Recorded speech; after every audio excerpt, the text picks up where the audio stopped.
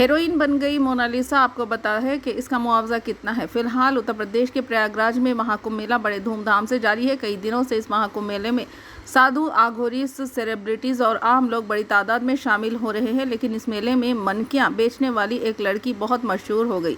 कई दिनों से महाकुंभ मेले 2025 शानदार तरीके से चल रहा है। उत्तर प्रदेश के प्रयागराज में त्रिवेणी संगम के मुकाम पर यह महाकुंभ मेला हो रहा है। अब तक बहुत से अघोरी, साधु लोग, फिल्मी सितारे त्रिवेणी संगम में मुक़द्दस गुस्ल कर चुके हैं। लेकिन इस कुंभ मेले में माले बेचने के लिए आई हुई एक लड़की गैर मुतवक्के तौर पर मशहूर हो गई। इसका नाम मोनालिसा है। खूबसूरत शहद जैसी आँखें, प्यारी सी मुस्कुराहट, सनम की आंखों के साथ वह इंटरनेट पे धमाका बन गई। इसकी खूबसूरती पर नेटिजन फिदा हो गए। फिर क्या था, सोशल मीडिया पर वो सेंसेशन बन गई। लोग इसके पीछे वीडियोस और फोटोज़ लेने के लिए दौड़ने लगी। यहाँ तक कि उसे माले बेचने का मौका भी नहीं मिला। इसकी वजह से महाकुंभ मेले में आम लोगों को दिक्कत पैदा हो गई और वो वापस अपने गाँव चले गए।